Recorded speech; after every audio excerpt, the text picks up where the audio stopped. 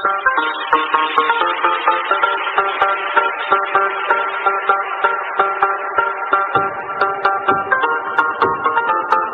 To PKH chemistry. चलिए start करते हैं अपन बेसिक इनऑर्गेनिक केमिस्ट्री का अपना नेक्स्ट लेक्चर।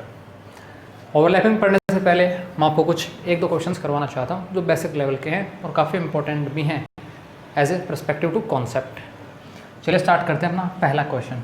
इस क्वेश्चन में आपको दो कंपाउंड्स दिए हुए हैं, ठीक है। जनरली जो स्ट्रक्चर टाइप है वो ट्राइगोनल बाइपिरामिडल स्ट्रक्चर टाइप है, दोनों ही एग्जाम्पल्स में। अब यहाँ आपको बताना है बॉन्ड लेंथ। बॉन्ड लेंथ भी किसकी? पीएफ बॉन्ड की।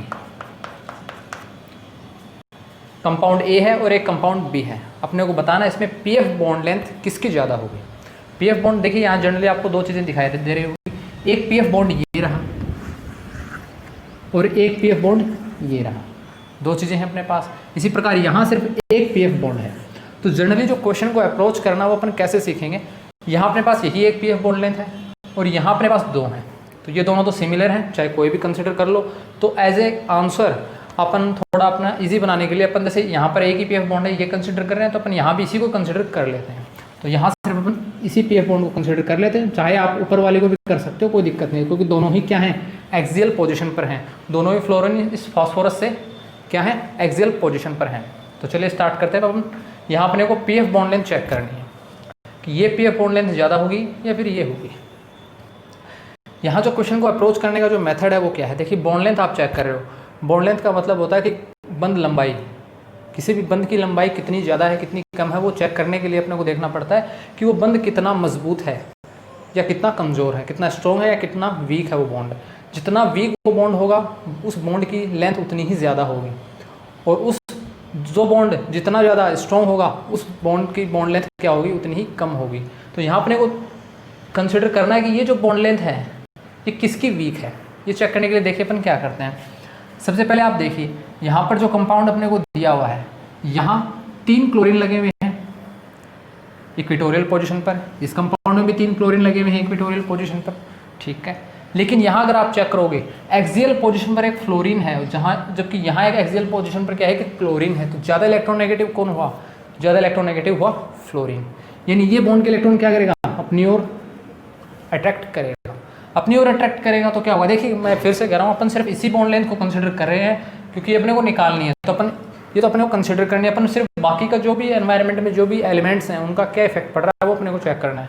तो यहाँ तो 3 क्लोरीन है एक्सियल पर, यहाँ भी 3 क्लोरीन है, सॉरी इक्वेटोरियल पर, यहाँ भी 3 क्लोरीन है और यहाँ भी 3 क्लोरीन है। तो इनका तो कोई खास इफेक्ट नहीं पड़ेगा क्योंकि दोनों में ही सिमिलरिटीज़ हैं। अपने को चेक करना जहाँ सिमिलरिटी नहीं है, कहाँ सिमिलरिटी नहीं है, इस पीएफ बॉन्ड में सिमिलरिटी नहीं है और यहाँ पीसीएल बॉन्ड है, यहाँ पीएफ बॉन्ड है। तो ज़्यादा इलेक्ट्रोनेगेटिव कौन? फ्लोरीन। तो यहाँ क्या होगा, पॉजिटिव चार्ज ज़्यादा डेवलप होगा। मैंने लिखा है डेल पॉजिटिव, आंशिक पॉजिटिव चार्ज है, पार्शियल पॉजिटिव चार्ज है। यहाँ भी पार्शियल पॉजिटिव चार्ज होगा लेकिन इस फास्फोरस की तुलना में कम होगा। क्यों? क्योंकि यहाँ फ्लोरीन ज़्यादा इलेक्ट्रोनेगेटिव है, इस बॉन्ड के इलेक्ट्रॉन को अपनी ओर ज़्यादा अट्रैक्ट करेगा। तो जब ये बॉन्ड के इलेक्ट्रॉन को अपनी ओर ज़्यादा अट्रैक्ट करेगा तो यहाँ पार्शियल पॉजिटिव चार्ज इस फास्फोरस पर ज़्यादा आएगा बजाय इस फास्फोरस के। ये बात क्लियर हुई। अब अपने को देखना अगर यहाँ ज़्यादा पॉजिटिव चार्ज हुआ तो ये क्या करेगा, ये बाकी के जितने भी बॉन्ड्स हैं, चाहे ये फ्लोरीन का बॉन्ड हो, चाहे ये हो, चाहे ये हो, चाहे हो, उनको क्या करेगा, उन बॉन्ड्स को अपनी ओर ज़्यादा अट्रैक्ट करेगा और उनको अपनी ओर ज़्यादा अट्रैक्ट करेगा। तो ये जो बॉन्ड लेंथ है ये क्या हो जाएगी, शॉर्ट हो जाएगी। आई बात समझ में? यहाँ ज़्यादा पॉजिटिव चार्ज डेवलप होगा इस फास्फोरस की तुलना में, इस फास्फोरस पर ज़्यादा पॉजिटिव चार्ज डेवलप होगा। इसकी वजह से क्या होगा, जो पीएफ बॉन्ड लेंथ है थोड़ी शॉर्ट हो जाएगी बजाय इस पीएफ बॉन्ड के कंपेयर में। ये आपको समझना है। क्यों? क्योंकि यहाँ पॉजिटिव चार्ज ज़्यादा डेवलप हो चुका है इस फ्लोरीन की वजह से, इस फ्लोरीन की इलेक्ट्रॉन नेगेटिविटी की वजह से यहाँ इस फास्फोरस पर ज़्यादा पॉजिटिव चार्ज डेवलप हुआ। ज़्यादा पॉजिटिव चार्ज डेवलप हुआ, इसकी वजह से क्या करेगा, जस्ट अपोजिट में जो एक्सियल बॉन्ड है उससे बॉन्ड के इलेक्ट्रॉन क्या करेगा, अपनी ओर ज़्यादा अट्रैक्ट करेगा और अपनी ओर ज़्यादा अट्रैक्ट करेगा तो बॉन्ड लेंथ क्या हो जाएगी, शॉर्ट हो जाएगी यहाँ की तुलना में। फर्क क्या है, सिर्फ इस पार्शियल जो पॉजिटिव चार्ज डेवलप हुआ है इसका कितना इफेक्ट है ये अपने को चेक करना है। तो यहाँ इस पार्शियल पॉजिटिव चार्ज का इस फास्फोरस पर ज़्यादा इफेक्ट है, यहाँ पार्शियल पॉजिटिव चार्ज ज़्यादा है और इस पर प्लस ज़्यादा है तो ये नेगेटिव एटम्स को क्या करेगा, अपनी ओर ज़्यादा अट्रैक्ट करेगा, या कहूँ इलेक्ट्रोनेगेटिव एटम को अपनी ओर अट्रैक्ट करेगा। अपनी ओर ज़्यादा अट्रैक्ट करेगा तो बॉन्ड लेंथ क्या होगी, शॉर्ट होगी बजाय इसकी तुलना में। यहाँ भी बॉन्ड लेंथ शॉर्ट होगी लेकिन यहाँ उतनी नहीं होगी जितनी यहाँ होगी, क्योंकि यहाँ इस फ्लोरीन की वजह से ज़्यादा पॉजिटिव चार्ज या ज़्यादा पार्शियल पॉजिटिव चार्ज डेवलप हुआ है। तो अपन कह सकते हैं कि कंपाउंड जो बी है वो क्या रखता है, ज़्यादा बॉन्ड लेंथ रखेगा एज कंपेयर कंपाउंड ए। ये बात क्लियर हुई होगी आई होप। चलिए नेक्स्ट एग्जाम्पल की अपन बात करते हैं। Same as it is concept यहाँ भी लग रहा है। यहाँ आपको दो तरह की बॉन्ड लेंथ चेक करनी है। एक आपको चेक करनी है axial bond length PF bond की, एक चेक करनी है आपको equatorial bond length PCL bond की। तो चलिए अपन चेक करते हैं। कंपाउंड ए के बारे में बात करें तो यहाँ फॉस्फोरस से 5 फ्लोरीन्स अटैच हैं, ट्रायगोनल बाइपिरामिडल ये स्ट्रक्चर है, ठीक है। आपको चेक करनी है एक्सियल बॉन्ड लेंथ। चलिए अब मैं कोई भी, जहाँ अपन ने पर्टिकुलर एक पार्ट कंसिडर किया वैसे ही अपन कोई भी एक पीएफ बॉन्ड लेंथ को अपन क्या कर लेते हैं, कंसिडर कर लेते हैं। सपोज अपन ने कर ली, इस बॉन्ड लेंथ को अपन ने क्या कर लिया, कंसिडर कर लिया पीएफ बॉन्ड को। आप चाहो तो ऊपर वाले को भी कर सकते हो, एक ही बात है, कोई फर्क नहीं पड़ेगा। अपन ने इसको कंसिडर कर लिया इजीली। अब अपने को चेक करना है कि ये बॉन्ड लेंथ किसकी ज़्यादा होगी किसकी कम होगी। चलिए देखते हैं। अब आप देखिए, आप इसको कंसिडर कर रहे हो तो आप इस फ्लोरीन को चेक मत करो, आप बाकी के जो फ्लोरीन्स हैं, जो बाकी के जो भी एटम्स हैं इस बॉन्ड लेंथ, इस बॉन्ड्स के जो भी एनवायरनमेंट में बाकी जितने भी एटम्स आप उनको कंसिडर कीजिए। यहाँ फ्लोरीन है, यहाँ फ्लोरीन, यहाँ फ्लोरीन, यहाँ फ्लोरीन, 4 फ्लोरीन है। इस फ्लोरीन की वजह से आएगा ये पार्शियल पॉजिटिव चार्ज, इस फ्लोरीन की वजह से भी तो इस पर पार्शियल पॉजिटिव चार्ज आएगा, क्योंकि ये भी इलेक्ट्रॉन नेगेटिव है, बन के इलेक्ट्रॉन अपनी ओर खींचेगा, तो यहाँ और पॉजिटिव चार्ज डेवलप हुआ। फिर इस फ्लोरीन की बात करें तो ये फ्लोरीन भी यहाँ इस फॉस्फोरस पर और पॉजिटिव चार्ज डेवलप करेगा, पार्शियल पॉजिटिव चार्ज, और ये फ्लोरीन भी क्या करेगा, इस फॉस्फोरस पर और ज़्यादा पार्शियल पॉजिटिव चार्ज डेवलप करेगा। तो यहाँ कह सकता हूँ कि 4 पार्शियल पॉजिटिव चार्ज डेवलप होंगे इन 4 फ्लोरीन की वजह से इस फॉस्फोरस पर। तो यहाँ इस फॉस्फोरस पर आप देख रहे होंगे कितना ज़्यादा पॉजिटिव प्लस चार्ज आ चुका है या पार्शियल पॉजिटिव चार्ज आ चुका है, बहुत ज़्यादा पार्शियल पॉजिटिव चार्ज आ चुका है। इतनी क्वांटिटी में इतना ज़्यादा पार्शियल पॉजिटिव चार्ज डेवलप हो चुका है, तो सपोज कीजिए इस फॉस्फोरस पर इलेक्ट्रॉन की कितनी ज़्यादा कमी होगी, और जब इतनी ज़्यादा इस फॉस्फोरस पर इलेक्ट्रॉन की कमी होगी तो ये क्या करेगा, इस फ्लोरीन से क्या करेगा, बंद के इलेक्ट्रॉन बहुत ज़्यादा अपनी ओर अट्रैक्ट करेगा, और जैसे बॉन्ड के इलेक्ट्रॉन अपनी ओर ज़्यादा अट्रैक्ट करेगा तो ये बॉन्ड लेंथ जितनी पहले थी उतनी अब नहीं रहेगी, बहुत ज़्यादा शॉर्ट की हो जाएगी। चलिए अपन नेक्स्ट बात करते हैं। यहाँ अगर आप कंसिडर करोगे तो यहाँ क्या है, 1 2 3, यहाँ 3 फ्लोरीन की वजह से क्या होगा, इस पर 3 पार्शियल पॉजिटिव डेवलप होंगे कि नहीं होंगे, इस फ्लोरीन की वजह से होगा, एक इस फ्लोरीन की वजह से, एक इस फ्लोरीन की वजह से। लेकिन अपने इस क्लोरीन को इतना कंसिडर नहीं कर रहे हैं कि क्लोरीन, क्योंकि क्लोरीन फ्लोरीन की तुलना में इतना ज़्यादा पॉजिटिव चार्ज डेवलप नहीं करवा पाएगा यहाँ पर, क्योंकि बहुत ही कम इलेक्ट्रॉन नेगेटिव है इस फ्लोरीन की तुलना में ये क्लोरीन एटम। तो जनरली यहाँ अपन कंपेयर कर रहे हैं कि फ्लोरीन कितना पावर से अट्रैक्ट कर रहा है। यहाँ 4 फ्लोरीन यहाँ पर फॉस्फोरस पे पॉजिटिव चार्ज डेवलप कर रहे हैं, जबकि यहाँ पर सिर्फ 1 2 3 ही फ्लोरीन एटम यहाँ पर इस फॉस्फोरस पर चार्ज डेवलप कर रहे हैं। तो यहाँ 3 पार्शियल पॉजिटिव चार्ज आ चुके हैं इस फॉस्फोरस पर। यहाँ कितने थे, 4। यहाँ इलेक्ट्रॉन की ज़्यादा कमी थी, यहाँ थोड़ी कमी है, लेकिन यहाँ इसकी कंपेयर में यहाँ थोड़े इलेक्ट्रॉन ज़्यादा मिलेंगे आपको फॉस्फोरस पर। चलिए और देखते हैं। इस पीएफ बॉन्ड की बात करें तो यहाँ तो सिर्फ 2 ही फ्लोरीन एटम्स हैं जो इस फॉस्फोरस पर क्या करेंगे, पॉजिटिव चार्ज को डेवलप करेंगे। तो यहाँ सिर्फ क्या है, 2 ही फ्लोरीन एटम्स हैं जो इस फॉस्फोरस पर पॉजिटिव चार्ज डेवलप करेंगे। यहाँ मैं बात करूँ तो यहाँ सिर्फ एक ही फ्लोरीन एटम ऐसा है जो क्या करेगा, पॉजिटिव चार्ज को डेवलप करेगा। अब आप देखिए, जितने ज़्यादा पॉजिटिव चार्ज डेवलप होंगे सेंट्रल एटम पर, उस पर इलेक्ट्रॉन की उतनी ही ज़्यादा कमी, और जितनी ज़्यादा उस पर इलेक्ट्रॉन की कमी होगी वो क्या करेगा, अपने जो एक्सियल बॉन्ड के जो भी फ्लोरीन से इलेक्ट्रॉन लेगा वो ज़्यादा अट्रैक्ट करेगा। तो यहाँ इलेक्ट्रॉन की क्या होगी, बहुत ज़्यादा कमी हो जाएगी इस फॉस्फोरस पर, इन 4 पॉजिटिव प्लस चार्ज की वजह से, या कहूँ 4 पार्शियल पॉजिटिव चार्ज की वजह से। तो ये क्या करेगा, इस फ्लोरीन से बहुत ज़्यादा इलेक्ट्रॉन अपनी ओर अट्रैक्ट करेगा, और ये बॉन्ड लेंथ जो होगी, ये पीएफ बॉन्ड लेंथ होगी, बहुत ज़्यादा शॉर्ट हो जाएगी एज कम्पेयर अदर्स। आई बात समझ में? या क्योंकि यहाँ देखिए 3 ही प्लस चार्ज हैं, 3 ही पार्शियल पॉजिटिव चार्ज हैं, तो यहाँ क्या होगा, पीएफ बॉन्ड लेंथ थोड़ी सी ज़्यादा होगी इसकी तुलना में। यहाँ सिर्फ 2 ही पॉजिटिव चार्ज हैं, तो ये फॉस्फोरस क्या करेगा, इस फ्लोरीन से कम इलेक्ट्रॉन लेगा, क्योंकि यहाँ सिर्फ 2 ही पार्शियल पॉजिटिव चार्ज हैं, तो थोड़े तो इलेक्ट्रॉन हैं इसके पास, इसकी वजह से क्या करेगा, इससे ज़्यादा अट्रैक्ट नहीं करेगा। लेकिन यहाँ पर क्या है, सिर्फ एक ही पॉजिटिव चार्ज है, तो ये इस फ्लोरीन से इतने ज़्यादा इलेक्ट्रॉन नहीं लेगा जितना ये ले रहा है। तो जितना ज़्यादा पार्शियल पॉजिटिव चार्ज डेवलप होगा, वो सेंट्रल एटम उतनी ही ज़्यादा इलेक्ट्रॉन अपनी ओर अट्रैक्ट करेगा। तो यहाँ से अपन कह सकते हैं कि सबसे ज़्यादा बॉन्ड लेंथ किसकी हुई, कंपाउंड डी की हुई, क्योंकि यहाँ क्या है, सेंट्रल एटम पर सिर्फ एक पॉजिटिव चार्ज डेवलप है, यानी यहाँ इलेक्ट्रॉन की कमी तो है इस फॉस्फोरस के पास, लेकिन बाकी इन कंपाउंड्स के कंपेयर में यहाँ इलेक्ट्रॉन ज़्यादा है। तो यहाँ इलेक्ट्रॉन ज़्यादा है, तो इस फ्लोरीन से इलेक्ट्रॉन कम अट्रैक्ट करेगा, और कम अट्रैक्ट करेगा तो क्या होगा, ये बॉन्ड लेंथ क्या होगी, इतनी ज़्यादा चेंज नहीं होगी जहाँ अपन इन कंपाउंड्स में देखते हैं। तो सबसे ज़्यादा अगर मैं बात करूँ बॉन्ड लेंथ कहाँ होगी, डी में होगी, फिर मैं कहूँगा सी में, फिर बी में, फिर अपन कहेंगे ए में होगी। ये बात थी एक्सियल बॉन्ड लेंथ की। अब हम बात कर रहे हैं इक्वेटोरियल बॉन्ड लेंथ। इक्वेटोरियल कौन से बॉन्ड होते हैं? ये इक्वेटोरियल बॉन्ड्स होते हैं जो जनरली 120 डिग्री एंगल पर पाए जाते हैं, जबकि एक्सियल बॉन्ड कौन से होंगे? जो 90 डिग्रीज पर पाए जाएंगे। ठीक है, तो अपन बात कर रहे हैं बॉन्ड लेंथ कौन सी? Equatorial bond length phosphorus chlorine bond की अपन बात कर रहे हैं। तो इस कंपाउंड में तो अपने पास फॉस्फोरस क्लोरीन बॉन्ड कहीं है नहीं, तो जनरली अपने को कंपेयर करना है इन तीन कंपाउंड्स को ही। तो जो कॉन्सेप्ट अपन ने यहाँ पर लगाया वही कॉन्सेप्ट यहाँ पर लगेगा, क्योंकि यहाँ क्या है, अब अपने को क्या चेक करना है? Phosphorus chlorine bond. कोई भी एक फास्फोरस बॉन्ड क्लोरीन बॉन्ड को आप कंसिडर कर लीजिए। जनरली मैंने मान लिया कि मैंने इसको कंसिडर कर लिया, इस फास्फोरस क्लोरीन बॉन्ड को मैंने कंसिडर कर लिया, मैंने इस फास्फोरस क्लोरीन बॉन्ड को कंसिडर कर लिया। यहाँ भी मैंने क्या किया? इस फास्फोरस क्लोरीन बॉन्ड को कंसिडर कर लिया, और यहाँ भी मैंने क्या किया? इस फास्फोरस क्लोरीन बॉन्ड को कंसिडर कर लिया। एक एक कंसिडर हो चुका है। अब अपने को चेक करना वही कि ये बॉन्ड लेंथ ज़्यादा होगी या इस सी कंपाउंड वाले में ज़्यादा होगी या डी में फास्फोरस क्लोरीन बॉन्ड लेंथ ज़्यादा होगी। तो अपने को क्या करना है? वही फिर से वही कॉन्सेप्ट ये कंसिडर कर रहे हो आप। तो यहाँ देखिए एक्सियल, अब आप फिर से वही सपोज बात आती है, आपको देखना है कितना पॉजिटिव चार्ज यहाँ पे डेवलप होगा। इस फॉस्फोरस पर भी कितना पॉजिटिव चार्ज डेवलप होगा और इस फॉस्फोरस पर भी कितना पॉजिटिव चार्ज डेवलप होगा। तो यहाँ अगर आप चेक करोगे तो 1 2 3 4 फ्लोरीन एटम्स हैं, तो यहाँ 4 फ्लोरीन एटम्स की वजह से कितना पॉजिटिव चार्ज डेवलप हो जाएगा? यहाँ पे 4 पार्शियल पॉजिटिव चार्ज आ जाएंगे इन 4 फ्लोरीन एटम्स की वजह से। ये बात समझ में? यहाँ कितने फ्लोरीन है? 1 2 3, 3 ही फ्लोरीन है, तो यहाँ 3 positive partial positive charge develop हो जाएंगे। और यहाँ आप देख सकते हो 1 और 2, सिर्फ 2 ही फ्लोरीन एटम हैं जो बहुत ज़्यादा इलेक्ट्रोनेगेटिव हैं, तो वो यहाँ पर क्या होगा? सिर्फ 2 ही पॉजिटिव चार्ज डेवलप हो पाएंगे। तो यहाँ सबसे ज़्यादा पॉजिटिव चार्ज डेवलप हो रहा है इस फॉस्फोरस एटम पर, तो यहाँ इलेक्ट्रॉन की क्या होगी? सबसे ज़्यादा कमी होगी, और ये क्या करेगा? सबसे ज़्यादा इलेक्ट्रॉन को अपनी ओर पुल करेगा। तो यहाँ फास्फोरस क्लोरीन बॉन्ड लेंथ होगी बहुत ज़्यादा शॉर्ट हो जाएगी। यहाँ सिर्फ 3 ही पॉजिटिव चार्ज हैं, पार्शियल पॉजिटिव चार्ज हैं इस फॉस्फोरस एटम पर। तो यहाँ इस कंपाउंड के कंपेयर में थोड़े इलेक्ट्रॉन तो यहाँ ज़्यादा होंगे ना। प्लस का मतलब क्या है? इलेक्ट्रॉन चलेंगे, इलेक्ट्रॉनों की कमी है, तो यहाँ 4 प्लस हैं। सपोज कीजिए इसके पास, एक एज्यूम अपन करते हैं, सपोज करो यहाँ पर मान लो इसके पास 5 इलेक्ट्रॉन है और इस पर 4 प्लस चार्ज आ चुका है, पार्शियल प्लस, तो यहाँ तो कितना इलेक्ट्रॉन बचेगा? 1 इलेक्ट्रॉन बचेगा। जबकि यहाँ कितना बचेगा?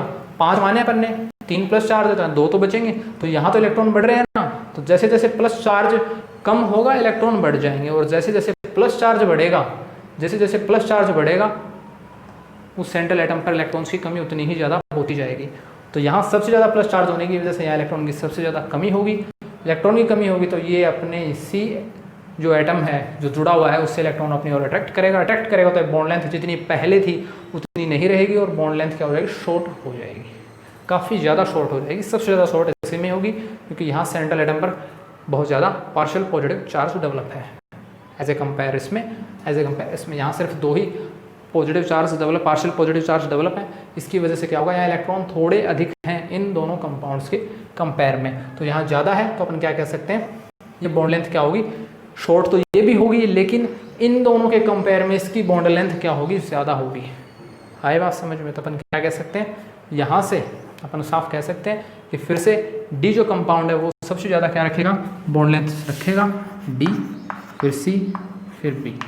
और ए अपना कंपाउंड क्या है? ए कंपाउंड में अपन जानते हैं कोई क्लोरीन एटम नहीं है, तो इस वजह से क्या है, यहाँ अपन इसको कंसिडर नहीं करते। तो ये कुछ थे examples, basic example. I hope आपको समझ में आया होगा। नहीं अगर समझ में आए हैं तो आप कमेंट बॉक्स में बताना, अपन दोबारा इनको डिस्कस कर लेंगे। अब अपन स्टार्ट करते हैं अपना next topic, overlapping. Let's say upon overlapping अपना नया टॉपिक। जनरली ओवरलैपिंग क्या होता है और ओवरलैपिंग अपन क्यों पढ़ते हैं, इन सभी चीज़ों के बारे में अपन डिस्कस करेंगे। ओवरलैपिंग क्या होता है? देखिएगा, इंटरेक्शन बिटवीन ऑर्बिटल्स के बीच में इंटरेक्शंस होती हैं। ऑर्बिटल, आप S orbital, P orbital, P में जैसे पी जो सबसेल होते हैं उसमें 3 ऑर्बिटल होते हैं अपने पास, p x, p y, p z. ऐसे डी सबसेल्स में जो अपने पास 5 डी ऑर्बिटल्स होती हैं, d x y, d y z, d z x, d x square, y square और डी जेड स्क्वायर, जो जनरली अपन पढ़ते आ रहे हैं, ठीक है ना। तो उन ऑर्बिटल्स, सभी ऑर्बिटल्स के बीच में जो भी इंटरेक्शंस होगी उस दौरान क्या होगा? सम इलेक्ट्रॉन डेंसिटी कलेक्ट, कुछ इलेक्ट्रॉन डेंसिटी एक जगह कलेक्ट हो जाती है, ठीक है। कहाँ कलेक्ट होगी? जहाँ भी कलेक्ट होगी वो इलेक्ट्रॉन डेंसिटी, उसी को अपन बोलेंगे ओवरलैपिंग जोन। उस जोन को अपन, उस जगह को अपन क्या कहेंगे, ओवरलैपिंग जोन कहते हैं अपन। और जितना ज़्यादा ओवरलैपिंग जोन होगा, या कहूँ जितनी ज़्यादा इलेक्ट्रॉन डेंसिटी कलेक्ट होगी उस स्पेस में, उस जगह में, उस जोन में, उतना ही बॉन्ड स्ट्रॉन्ग होगा, स्ट्रेंथ ऑफ बॉन्ड उतनी ही ज़्यादा होगी। स्ट्रेंथ ऑफ बॉन्ड क्या होगी, उतनी ही ज़्यादा होगी। जितनी ज़्यादा ओवरलैपिंग होगी, या कहूँ मैं, उतना ही बॉन्ड स्ट्रॉन्ग होगा, या फिर कहूँ जितना अच्छा ओवरलैपिंग जोन होगा, या कहूँ उस जोन में जितनी ज़्यादा इलेक्ट्रॉन डेंसिटी कलेक्ट हो जाएगी, जो भी ऑर्बिटल्स इंटरेक्ट कर रही हैं आपस में, तो ऑर्बिटल इंटरेक्ट करेंगे तो ऑर्बिटल्स में इलेक्ट्रॉन होंगे, और जब ऑर्बिटल में इलेक्ट्रॉन होंगे तो वो क्या करेंगे, कहीं ना कहीं तो एकत्रित होंगे, एक जगह कलेक्ट होंगे, तो उसी जोन को जहाँ वो कलेक्ट होती हैं उसी को अपन कहते हैं ओवरलैपिंग जोन। और उसी से अपनी बॉन्ड की स्ट्रेंथ बढ़ती है। जितनी अच्छी ओवरलैपिंग होगी, या जितना बड़ा ओवरलैपिंग जोन होगा, या कहूँ जितना इलेक्ट्रॉन डेंसिटी वहाँ प्रेजेंट होगा, उतना ही अपना बॉन्ड क्या होगा, स्ट्रॉन्ग होगा, उतनी ही स्ट्रेंथ अपने उस बॉन्ड की होगी। और इसी सारे प्रोसेस को अपन क्या कहते हैं, ओवरलैपिंग कहते हैं। तो जनरल आपको ध्यान में रखना है कि ऑर्बिटल्स के बीच में इंटरेक्शन होती है तो क्या होता है, कुछ इलेक्ट्रॉन डेंसिटी कलेक्ट हो जाती है। तो जहाँ इलेक्ट्रॉन डेंसिटी कलेक्ट होती है उसी को अपन बोलते हैं ओवरलैपिंग जोन। और ये सारी प्रोसेस क्या कहलाती है, ओवरलैपिंग, या कहूँ अतिव्यापन कहलाती है। इसकी वजह से क्या होगा, जितनी अच्छी ओवरलैपिंग होगी अपनी बॉन्ड की स्ट्रेंथ क्या होगी, उतनी ही ज़्यादा होगी। और जनरली ये काम में आती है अपने पास कोवेलेंट बॉन्ड के फॉर्मेशन में। कोवेलेंट बॉन्ड का फॉर्मेशन कैसे होता है, ऑर्बिटल्स की ओवरलैपिंग से अपने पास कोवेलेंट बॉन्ड का फॉर्मेशन होता है, सहसंयोजक बंध का निर्माण होता है। ये सभी अपन आगे सीखेंगे। चलिए बात करते हैं ओवरलैपिंग कितने टाइप्स की होती है। जनरली ओवरलैपिंग होती है 3 टाइप्स की। मेनली जो 2 ओवरलैपिंग हैं, ये जो 2 ओवरलैपिंग है, हेड टू हेड ओवरलैपिंग और साइड वाइज ओवरलैपिंग, ये जनरली अपन छोटे क्लासेस में BSc लेवल तक अपन पढ़ते हैं। लेकिन बात करो एक हायर लेवल की जो काफ़ी इंपॉर्टेंट है, ऑर्गेनोमेटेलिक कंपाउंड अपन पढ़ते हैं, कार्ब धातु के, तो वहाँ तो बेहद ज़्यादा इंपॉर्टेंट है। और यहाँ अपने इनऑर्गेनिक में भी काफ़ी इंपॉर्टेंट है। नेट गेट के पर्सपेक्टिव काफ़ी क्वेश्चंस यहाँ से आते हैं। तो नेक्स्ट अपन बात कर रहे हैं, जो थर्ड है वो है फेस वाइज ओवरलैपिंग। जनरली यहाँ अपन डेल ओवरलैपिंग या फाई ओवरलैपिंग की अपन बात करते हैं।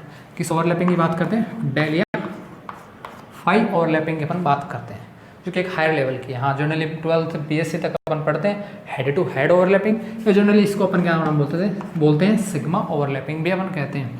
ऐसे साइड वाइज ओवरलैपिंग मतलब ऑर्बिटल्स की साइड टू साइड ओवरलैपिंग जो होगी तब अपन बनते हैं पाई बॉन्ड से, इसको अपन पाई ओवरलैपिंग भी कहते हैं।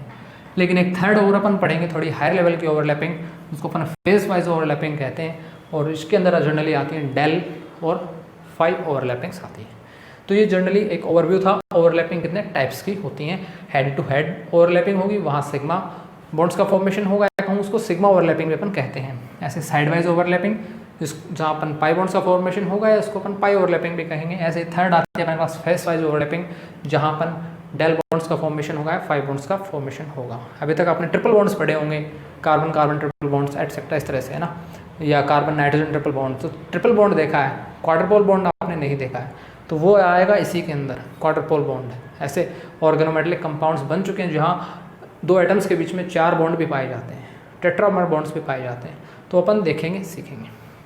अब अपन बात करते हैं यहाँ इंपॉर्टेंट ओवरलैपिंग को अपन कैसे चेक करेंगे, कैसे डिस्कस करेंगे, क्या होती है ओवरलैपिंग, आगे अपन कैसे इसमें क्या क्या पढ़ने वाले हैं। तो उसके लिए सबसे पहली जो जरूरत होगी वो होगी इंटरन्यूक्लियर एक्सेस। इंटरन्यूक्लियर एक्सेस क्या होता है, सबसे इंपॉर्टेंट बात यही होती है। इसको जनरली मोलिकुलर एक्सेस भी अपन बोलेंगे, एक दूसरी लैंग्वेज में बोलते हैं जब अपन स्पेक्ट्रोस्कोपी पढ़ेंगे तब। लेकिन यहाँ पे हमको सीखना है कि इंटरन्यूक्लियर एक्सेस क्या होती है। अब इंटरन्यूक्लियर एक्सेस क्या होती है, axis where orbitals interact and combine. एक ऐसी एक्सेस, जनरली मैं बात करूँ एक्सेस कितनी होती है अपने पास, एक्स एक्सेस, वाई एक्सेस और जेड एक्सेस, 3 ही एक्सेस अपन पढ़ते हैं। एक्स और वाई, या जनरली टोटल में बात हो रही है, टोटल 3D एक अपन डायरेक्शन की ओर बढ़ चुके हैं। एक्स वाई जेड तीनों डायरेक्शन के बारे में अपन पढ़ते हैं। तो एक्सेस क्या होती है, एक्स वाई जेड एक्सेस होती हैं, पढ़ते हैं अपन मैथ्स में। तो axis where orbitals interact and combine, तो ऐसी एक्सेस जहाँ क्या होती हैं, ऑर्बिटल्स आकर मिलती हैं। अब एक्स एक्सेस पर ऑर्बिटल्स आकर मिले तो वो हो जाएगी अपना इंटरन्यूक्लियर एक्सेस, एक्स एक्सेस हो जाएगा। तो जनरली आपको क्या करना है, सबसे पहली बात यही जाननी है कि इंटरन्यूक्लियर एक्सेस क्या होते हैं। वो एक्सेस जहाँ ऑर्बिटल्स क्या होती हैं, इंटरेक्ट होती हैं और कंबाइन होती हैं आपस में। जनरली हमेशा इंटरन्यूक्लियर एक्सेस को अपन कंसिडर करके मान के चलते हैं, जेड एक्सेस को अपन मान के चलते हैं कि अपना इंटरन्यूक्लियर एक्सेस है।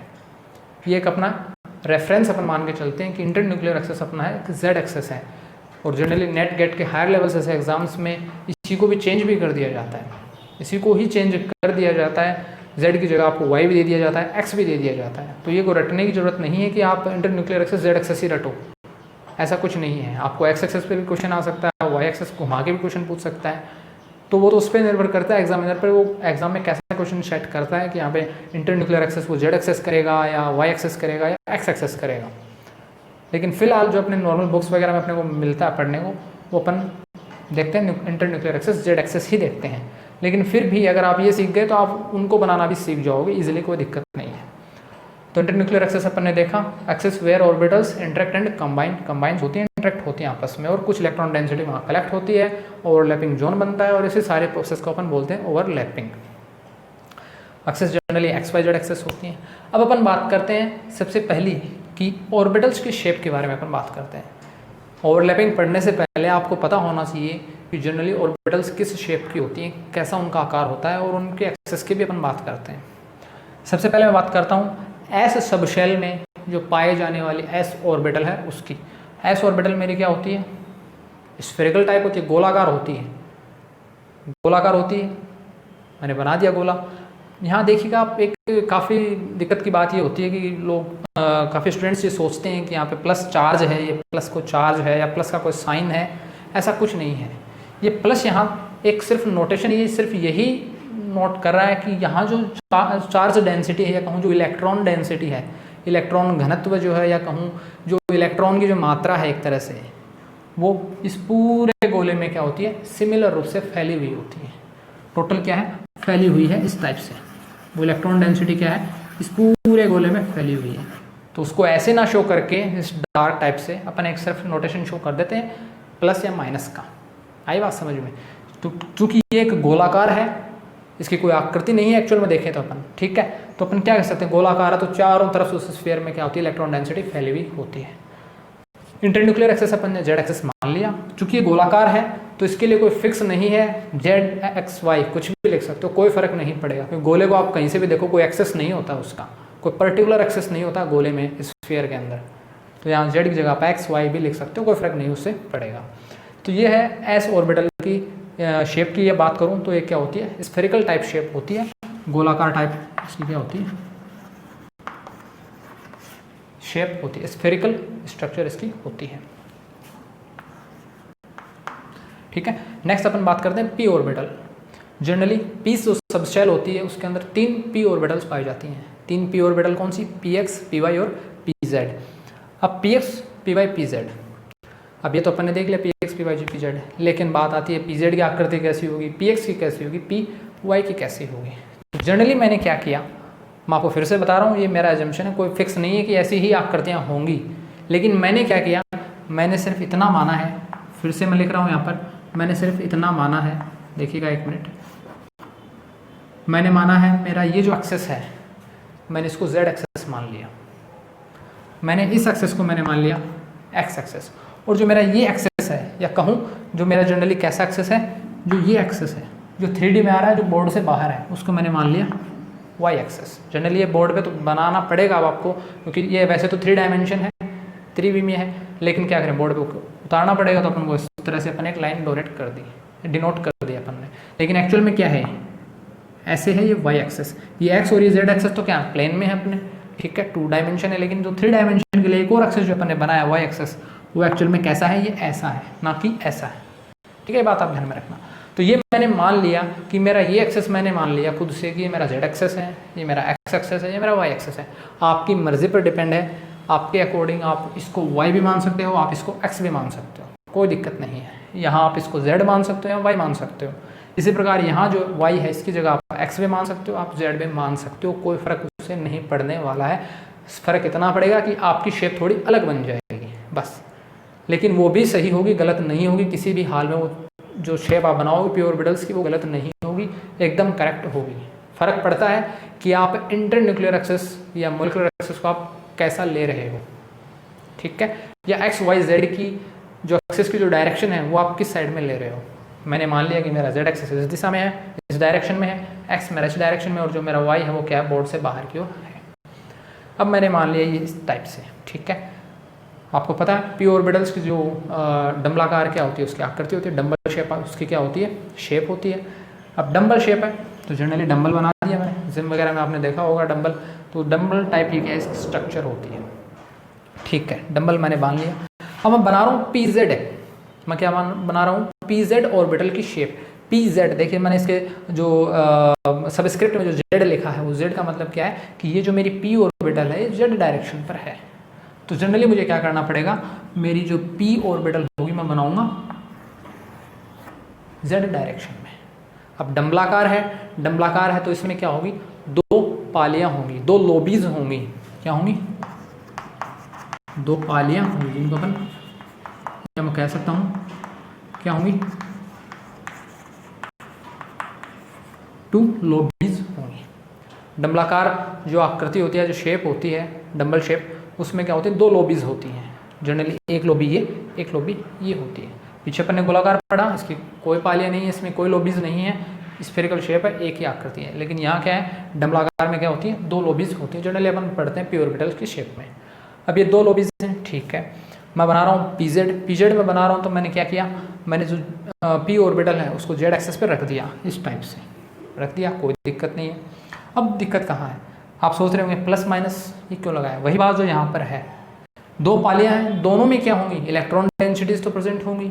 P ऑर्बिटल में अगर इलेक्ट्रॉन है तो प्रेजेंट तो होंगी, वो प्रेजेंट कहाँ होंगी, इन पालियों के अंदर, इन लोबीज के अंदर ही तो इलेक्ट्रॉन डेंसिटी होगी। तो चाहे तो आप उसको क्या कर सकते हो, दो अलग अलग पालियाँ हैं ये, ठीक है, एक कहाँ आ रही है, एक प्लस Z एक्सेस पर आ रही है, तो दूसरी कहाँ आ रही है, माइनस Z एक्सेस पर आ रही है, ठीक है ना। तो दोनों क्या है, एक मैं कह सकता हूँ कि एक ही डायरेक्शन में तो है नहीं, एक ही डायरेक्शन ये है, एक ही डायरेक्शन ये है, अपोजिट डायरेक्शन है। तो उन अपोजिट डायरेक्शन होने की वजह से ही मैं क्या कर रहा हूँ, एक को मैंने प्लस साइन दे दिया, एक को मैंने माइनस साइन दे दिया। आपकी मर्जी है, आप इसको प्लस भी दे सकते हो, इसको माइनस भी, कोई फर्क उससे नहीं पड़ने वाला। मेन बात क्या है कि इलेक्ट्रॉन डेंसिटी यहाँ भी है पूरे में, और इलेक्ट्रॉन डेंसिटी यहाँ भी है पूरी लोबी के अंदर। फर्क क्या है, प्लस माइनस क्यों दिया, प्लस माइनस सिर्फ एक नोटेशन है, ध्यान में रखिएगा, बेवकूफ़ी मत करना है चीज़ को समझने में कि यहाँ प्लस है माइनस है, या फिर माइनस से माइनस का ही इंट्रैक्शन होगा, ये ऐसा कुछ नहीं है, कहीं कुछ भी नहीं है। सिर्फ इतना है आपको ध्यान रखना कि प्लस माइनस सिर्फ नोटेशन है। क्यों दी है नोटेशन, क्योंकि जब आप Z एक्स पर आप जब लोबीज बनाओगे तो क्या होगा, एक लोबी तो क्या होगी, सेंटर से प्लस Z की ओर जा रही है, और एक लोबी क्या है, सेंटर से माइनस Z की ओर जा रही है। तो दोनों एक डायरेक्शन में तो है नहीं, एक ही डायरेक्शन ये है, एक ही डायरेक्शन ये है। तो डायरेक्शन अलग अलग होने की वजह से अपन क्या कर रहे हैं, एक को प्लस माइनस शो कर दिया, कोई दिक्कत नहीं, आप आसानी से इसको शो कर सकते हो, ठीक है। तो ये एक सिंपल सा नोटेशन है, यहाँ प्लस माइनस लिख सकते हो या माइनस प्लस लिख सकते हो, यहाँ माइनस प्लस भी लिख सकते हो, कोई फर्क नहीं पड़ रहा। ये साइन है, सिर्फ साइन है, बाकी मैन क्या है, ये इलेक्ट्रॉन डेंसिटी इधर भी और ये इलेक्ट्रॉन डेंसिटी इधर भी प्रेजेंट है। ये एक सिंपल वे की बात अपन ने की PZ की। तो Z पर अगर को Z एक्सेस पर अपने को अगर पी ऑर्बिटल बनानी है तो अपन ने एक नॉर्मल, पहले तो अपन क्या करेंगे, एक 3 डायमेंशन एक्सेस मानेंगे अपन कि मेरा Z एक्सेस ये है, मेरा X एक्सेस ये है, मेरा Y एक्सेस ये है। सिंपल बात, जैसी आपकी मर्जी, आप यहाँ पे X लिख सकते हो, Y भी लिख सकते हो, और इनकी जगह भी जैसी मर्जी आप कर सकते हो। सपोज जैसे अगर आपने Z एक्सेस इसको मान लिया और मेरे को बनानी है PZ ऑर्बिटल, मैंने मान लिया इसको X इसको Y। अब मेरे को PZ ऑर्बिटल बनाने तो मैं करूँगा क्या, वही कि मेरी जो P ऑर्बिटल होगी वो होगी Z एक्सेस पर, यानी मैं बनाऊँगा यहाँ पर।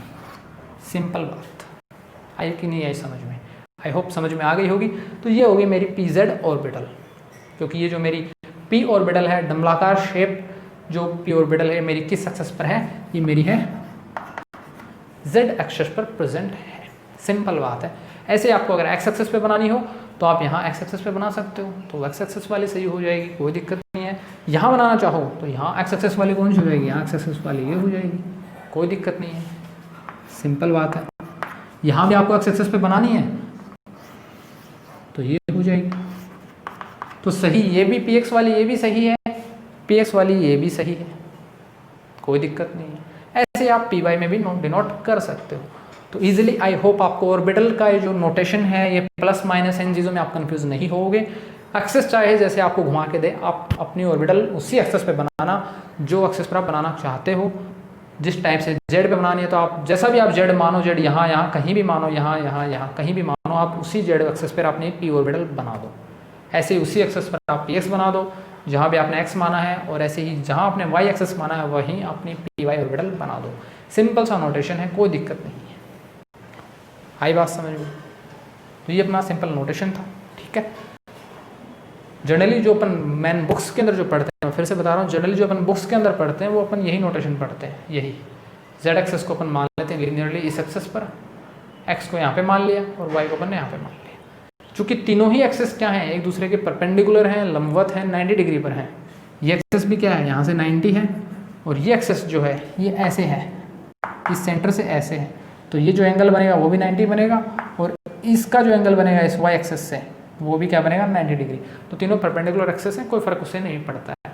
तभी मैंने कहा जैसा आपको पसंद हो आप वैसा नोटेशन दे सकते हो, वैसा एक्सेस मान सकते हो, लेकिन जनरल आपको ये व्यू मिलता है बुक्स के अंदर, जेड एक्सेस को अपन इसी एक्सेस पर मानते हैं और इसी के अकॉर्डिंग अपन अपना आगे डिस्कशन करेंगे। अब अपन बात करते हैं थर्ड, डी ऑर्बिटल्स की शेप की। तो चलिए करते हैं अपन डी ऑर्बिटल्स की शेप के बारे में। डी ऑर्बिटल जनरली मैंने आपको बताया 5 डी ऑर्बिटल्स होती हैं, d x y, d z x, d z y या वाई जेड भी बोल सकते हैं अपन इसको, d x square y square और एक d z square. 5 d orbitals होती हैं। इनकी शेप जनरली आपको ड्रॉ करना है डी एक्स वाई या डी एक्स जेड बोल सकते हो या डी जेड एक्स, कोई फर्क नहीं पड़ता इससे, या फिर इसको अपन बोल सकते हैं डी वाई जेड या डी जेड वाई, एक ही बात है। तो जनरली ये जो ऑर्बिटल्स होती हैं इनको अपन, इनके बीच में अपन लोग देखिए, फिर वही बात आती है डी ऑर्बिटल्स की शेप की। जैसे पी ऑर्बिटल्स की शेप क्या थी, डंबलाकार थी या कहूँ डंबल शेप थी। इसकी शेप होती है डबल डंबलाकार या कहूँ द्विडंबलाकार जिनको अपन बोलते हैं, या कहूँ डबल डंबल शेप इसकी होती है, डबल डंबल शेप होती है। अब एक डंबलाकार जब अपने आकृति पढ़ी पी ऑर्बिटल, तो यहाँ कितने अपनी लोबीज थी, 2 थी, तो यहाँ पर तो अपन पढ़ रहे हैं double dumbbell shape, double dumbbell, एक डंबल में 2 लोबीज हैं, तो डबल डंबल में कितनी लोबीज होंगी, 4 लोबीज होंगी। तो उन 4 लोबीज को कैसे एडजस्ट करते हैं, इन 5 ऑर्बिटल्स के रेस्पेक्ट में। देखिएगा ये है अपनी डी एक्स वाई, तो जहाँ अपन बात कर रहे हैं एक्स वाई एक्सेस की, तो अपन ने क्या किया, एक एक्सेस मान लिया और एक मान लिया अपन ने वाई एक्सेस, और इनके बीच में अपन ने बना दी वो 4 लोबीज। सिंपल सी अपन एक स्ट्रक्चर इस तरह ड्रॉ करेंगे। तो आपको ध्यान रखना है डी एक्स वाई हो, चाहे डी एक्स जेड या डी जेड एक्स हो, या डी जेड वाई हो या डी वाई जेड, इन 3 ऑर्बिटल्स में जो लोबीज की जो शेप होगी या लोबीज की जो डायरेक्शन होगी वो होगी एक्सेस के बीच में। कहाँ होगी, एक्सेस के बीच में।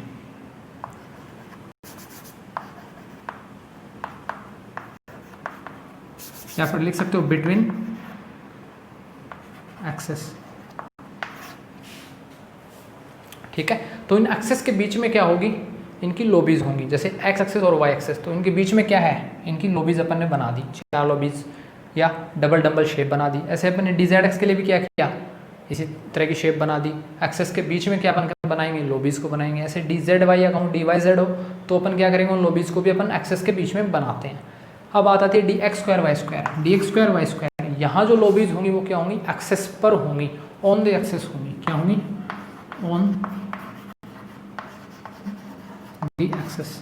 यहाँ जो लोबीज होंगी 4 वो अक्षों पर होंगी। अक्ष कौन से, आप लिख रहे हो d x square y square, मतलब जो 4 लोबीज होंगी वो क्या होंगी, एक्स और वाई एक्सेस पर प्रेजेंट होंगी।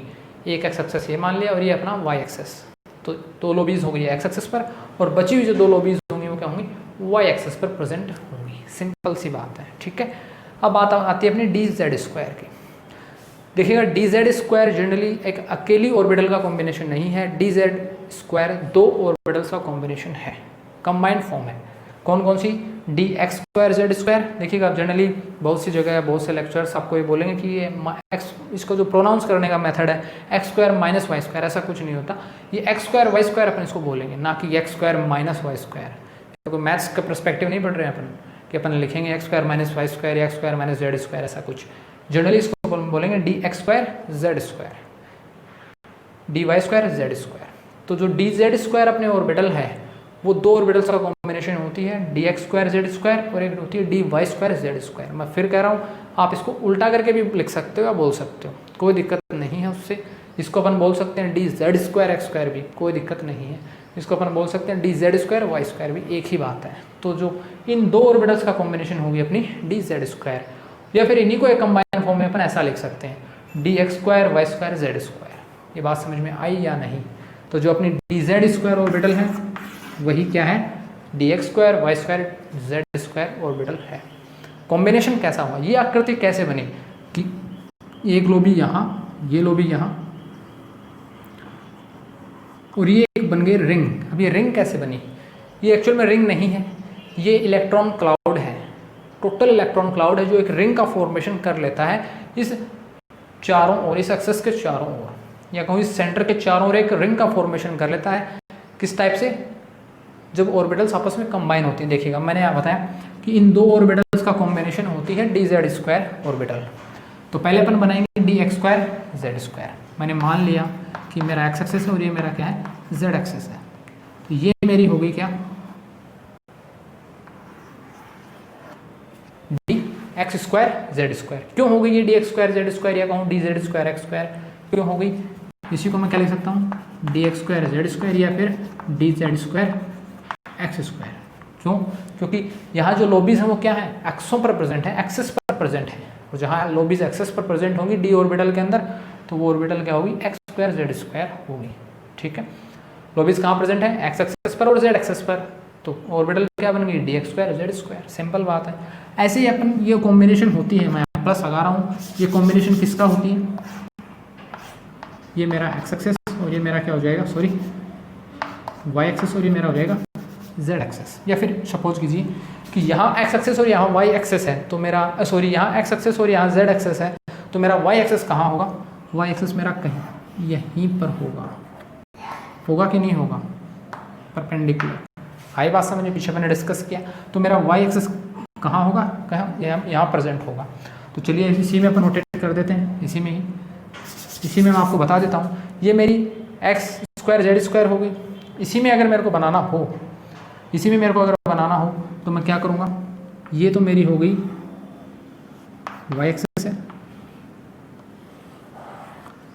y एक्सेस पर लोबी होगी। मेरे को बनाना क्या है, dy² z² बनाना है, यानी मुझे लोबियाँ कहाँ बनानी पड़ेंगी, लोबीज मुझे बनानी पड़ेंगी y एक्सेस पर और z एक्सेस पर। y एक्सेस पर तो मैंने बना दी, ऐसे ही मुझे बनानी पड़ेगी z एक्सेस पर। तो ये थोड़ा और डार्क हो जाएगी ये लोबीज, क्योंकि एक लोबी पहले से थी किसकी, x² z² की, z एक्सेस पर, और एक लोबी आ जाएगी और किसकी, dy² z² की।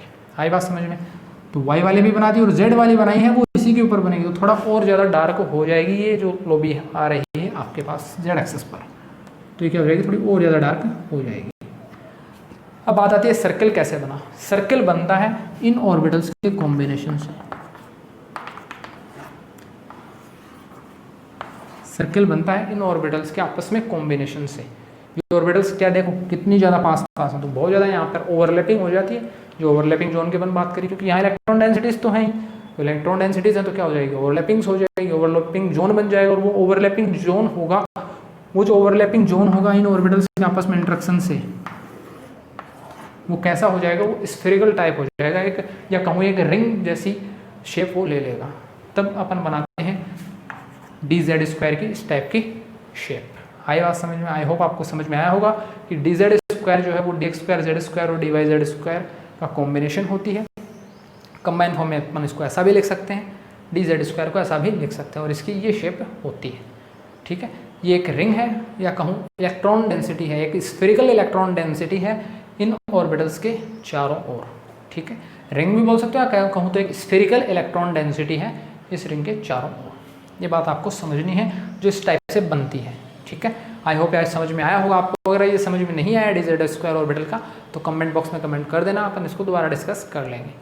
तो ये था आज का लेक्चर, जहाँ अपन ने ओवरलैपिंग की डेफिनेशन वगैरह देखी, ओवरलैपिंग्स कैसे होती है वो अपन सीखेंगे अपने नेक्स्ट लेक्चर में, कि जो 3 पार्ट्स अपने ओवरलैपिंग के, सिग्मा, पाई और डेल, यहाँ कैसे कैसे ओवरलैपिंग होती है अपन पढ़ते हैं अपने नेक्स्ट लेक्चर में। कोई भी दिक्कत हो साथ साथ में नोट्स बनाते चलना आप, कोई भी दिक्कत हो तो आप कमेंट बॉक्स में कमेंट कर देना। आई होप समझ में आया होगा आपको। इसी के साथ धन्यवाद।